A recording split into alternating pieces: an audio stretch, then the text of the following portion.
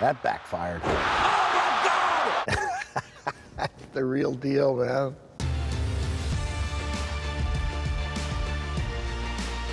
Cactus Jack versus Vader. WCW Halloween Havoc 1993.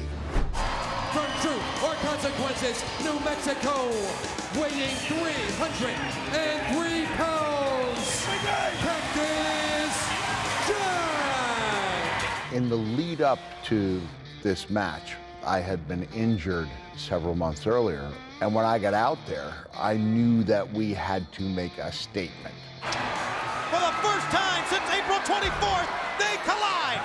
Cactus Jack lost his memory, lost his home, his family. I was really excited about the Texas Death Match because it played to my strengths, and I did not think I would ever get a chance to main event another big show in WCW, so I wanted to make sure I took full advantage of it. He was very comfortable here, opening me up. When I'm asked by fans who was the hardest hitting competitor I'd ever shared a ring with, like, I don't even have to think about it. It was Vader. Look at those series of lefts and rights by Vader, the champion. It jogs your brain. It really does. Nobody brought it the way that Vader did. And there were those who did not like to work that style, and I did.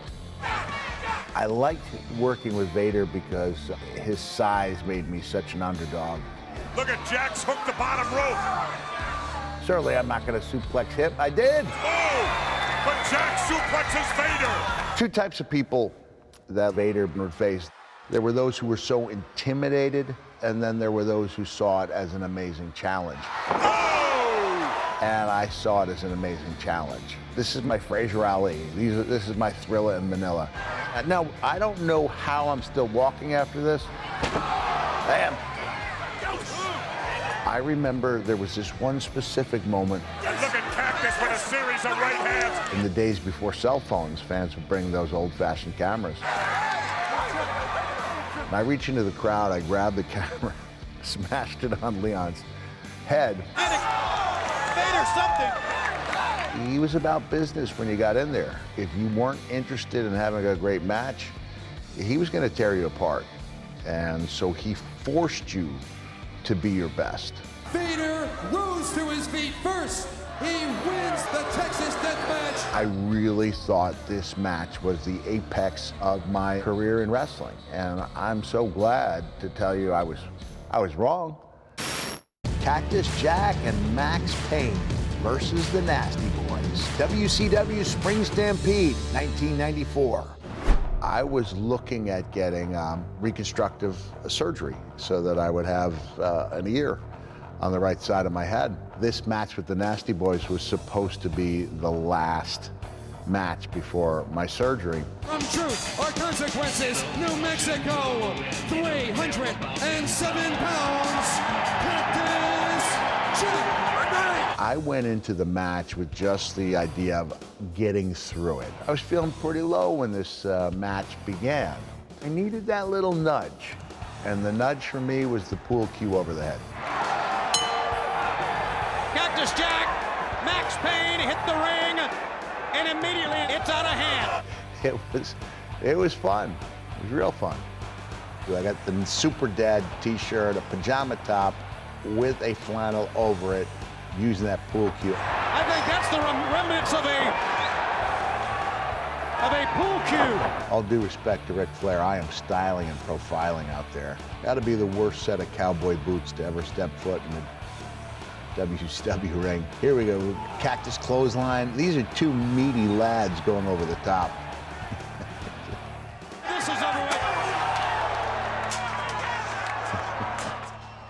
It was like watching a car wreck.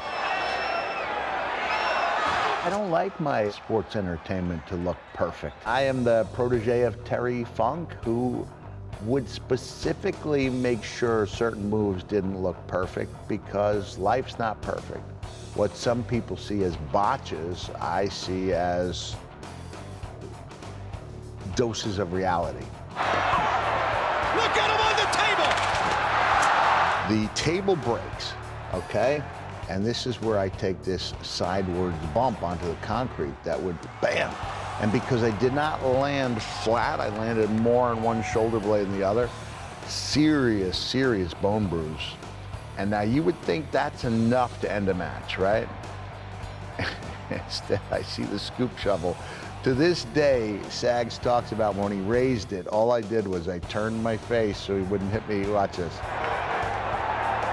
There we go. Turn the face so I wouldn't get hit in the mouth, the teeth, or the jaw. I tell you, if the Cubs can hit like that, they'd be in first place. It's over. I've seen I enough. lost because that's what I do. Gotta take my hat off to the nasty. This was maybe the best example of going in on a low note, just wanting to get through it, and then coming out feeling that post-match glow, basking in the glow of a job well done. And that's the way I felt that night. Cactus Jack versus Mikey Whipwreck, ECW Big Ass Extreme Bash, 1996. Making his last appearance at the ECW Arena, Cactus Jack! Mikey and I had a friendship. I would let Mikey stay with the Foley family. I would drive him back from Philadelphia, then I'm driving back to his own home the following morning. So I liked Mikey. I had gotten the call from WWE. So we thought the best way to go out would be to take this friendship and turn it into a little feud. Little insight, I was wearing the Mankind boots here. Just trying to get used to them. Mikey firing back on Cactus with the standing drop kick. Mikey using the Cactus clothesline. Word got back to WWE that I was wearing my Mankind gimmick, and I assured Bruce Pritchard that was not the case. They only thought it was the Mankind gimmick because they had not seen the Mankind gimmick.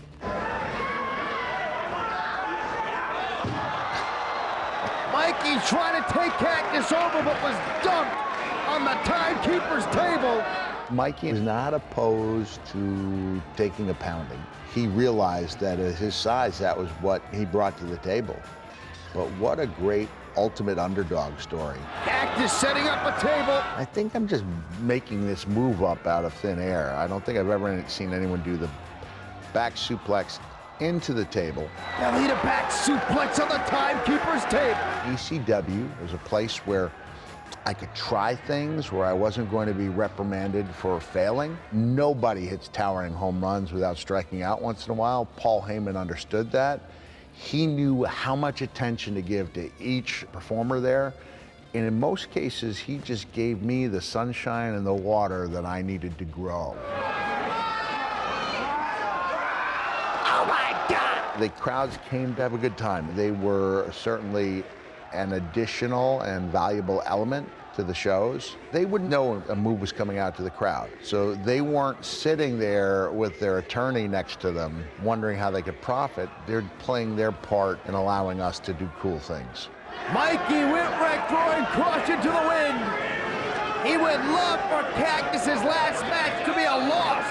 Am I gonna clothesline Mikey over there? I am, man, that takes some guts. To come over the guardrail with a clothesline, takes some guts and trust. Pile driver, I had that quick pile driver, bam! Called it the stump pulling pile driver. He got it! The response they gave me, it just blew me away because I wasn't prepared for it.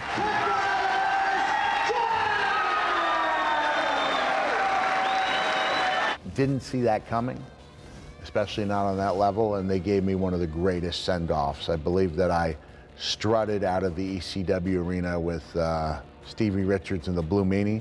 I'd like to strut out of the ECW arena. Hit the music! My exit that night was one of my favorite moments because we took a serious moment and made it fun. You have a guy who's just been newly minted as a babyface, good guy, and yet he's going to do his strut out of the arena with bad guys that he still likes. And not only is he going to strut out of the arena, he's going to do the worst strut ever in any arena. And that somehow made it even better. Bye-bye, Cactus, we'll miss you. And so while it can be argued, and it will be and should be argued who has the greatest wrestling entrance of all time, I think that's up there with the greatest wrestling exits of all time. Cactus Jack versus Triple H, Raw, September 22nd, 1997. Man, so I'm a little nervous because this is MSG. I would have been nervous anyway. Are you thinking what I think you're thinking? I think I am thinking what you think I think you're thinking. We did not know how people would react to Cactus Jack until it was unveiled. Here he comes. Where is he? Cactus Jack is back! Somebody sniped me. I thought he was dead. He's alive! I didn't know that Triple H would be like, no, anyone but him. Anyone but him. It's Triple H doing everything he needs to do to make sure this character comes across as special. Because if we don't have a memorable match out of the gate, it's possibly one and done for Cactus Jack. And so when I step out and I hear that roar, And set himself on fire. This will be a day at Central Park. it is very gratifying. Bang, bang. There's also this sense of, I told you so. I knew it. I knew this guy could get over in WWE. Oh my gosh! Cactus Jack slammed on the floor. I believe it helped Cactus Jack to be in MSG because attending matches at MSG was one of the highlights of my life, and now I get to do this. Oh, look out! A fire extinguisher right in the face. This is my first time as a good guy in MSG. We're tearing the house down. Triple H is at the top of his game here. Cactus on top. Oh my God! He knows exactly how to showcase this guy and always made it look like out of all the characters, that's the one he would least like to encounter. There's steel chair, and he doesn't like it. And China got involved. Joni was great. Now, I believe that the contact here is incidental, right? Triple H knocks into me. I accidentally knock into China. No way! Helmsley has got a pedigree, don't he? Thank goodness this table actually held our weight because look at it, it's rickety. It's about to go down. Pile driver, bam. And I think China comes over at the last second to try to make the save. Yeah, there she is. Or maybe she was just telling me how handsome I looked on that particular evening. She collapsed! Unbelievable! I felt elated after that match. We got, it looks like a car wreck. Look at that idiot. He's smiling. There was that sense of not only pride, but knowledge that I had been right. And then we were able to have all three faces of Foley simultaneously in the next Royal Rumble, which to this day ranks up there with some of fans' favorite memories. Cactus Jack versus Triple H, Royal Rumble 2000. There he is.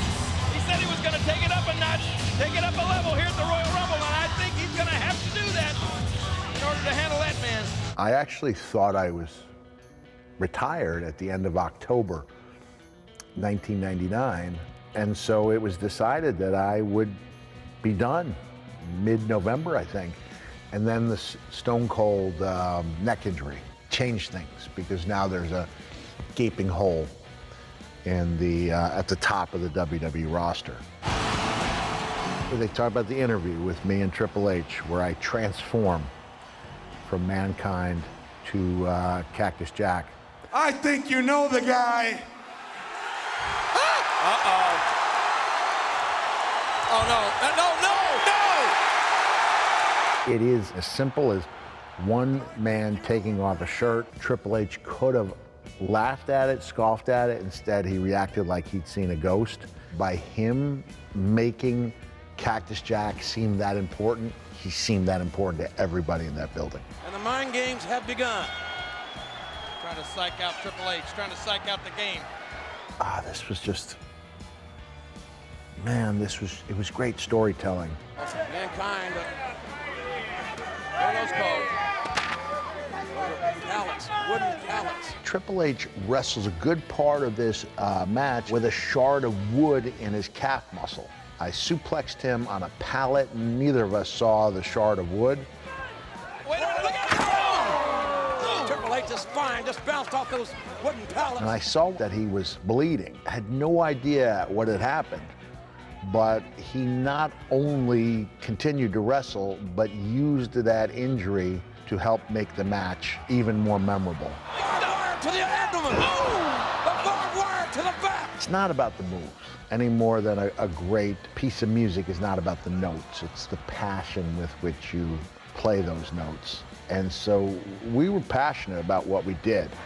Wrapped up in barbed wire. I think he was pulling pieces of shirt and skin and everything off of Jack. You're not going to see a lot of moves in this match that are complex, but the match itself is complex. The way we put things together, the psychology in it. No! No! Every little thing being done very well. Oh my God! It's thumbtacks! It's hundreds! It's thousands of thumbtacks! Oh no! Uh-oh. Thousands of thumbtacks on the If he canvas! falls into those tacks. That backfired. Oh my God! If I did it without any crowd or TV camera, it would be one of the worst feelings in the world. But when you get that response, the exact response you're looking for, Oh my God! Cactus Jack is a human pincushion! Oh! Look at the tacks! Ah! They're all over his anatomy, all over his body! it can anesthetize the pain to a great degree. Oh no! There's a pedigree, bam. A second pedigree on the thumbtacks! And we were under a strict edict, no thumbtacks. That's it! Got him! My God! Triple H said, you have the tacks? I said, they're already under the ring. We went with the, it's better to do it and ask for forgiveness than to ask for permission. And the match was such a huge success that we didn't even get yelled at. I have never witnessed a championship match anywhere, at any time, in 25 years, like we have just witnessed here tonight. The eerie part is going backstage and having somebody pulling them out of you. Several years ago, after trying all kinds of creams for what I thought was a rash on my shoulder, my wife studied it more closely and said, this isn't a rash. These are hundreds of tiny scars all over your shoulder blade. So they don't leave much of a scar, but when you have hundreds of them, it leaves a little pattern. It's like I got my own little asteroid back there. My own little solar system on my right shoulder. Mick Foley versus Randy Orton, Backlash, 2004. And Mick Foley is in Cactus Jack attire. That's scary.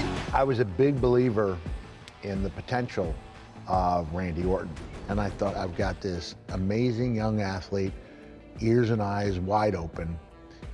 And we're in a situation where he can help me have the type of match I need to have to feel complete, and I can help him take that next step up the ladder. That baseball bat that's got barbed wire around it. Oh, Randy Orton is. Given his age and experience, it was a performance for the ages. We're seeing exactly what we thought we were going to see coming in.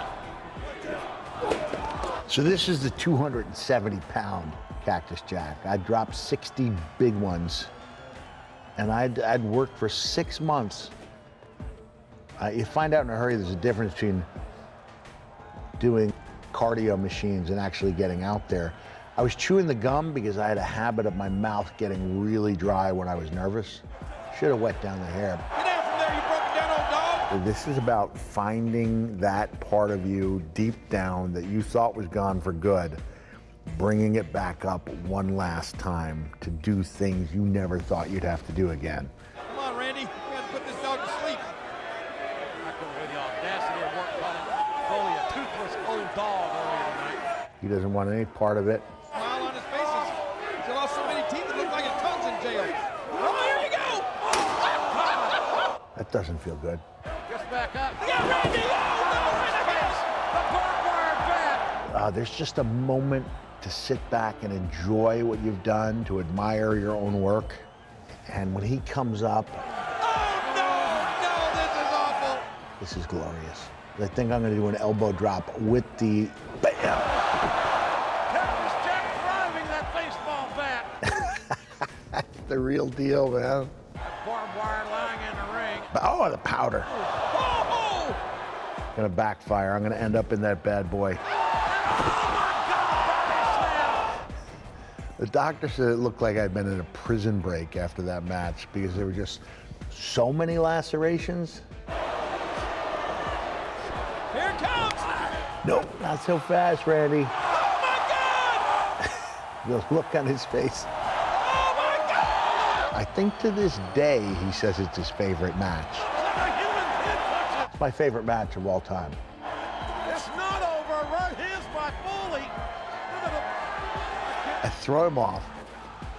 I think Mike Chioda goes to check on him.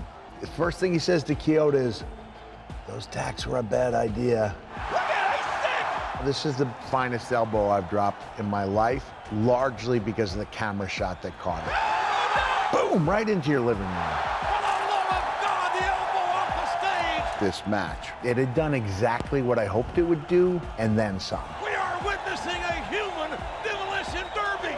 It had helped put him on the map. He was already on the map, but he was boldly placed. A star is born. You know, that's the way I felt.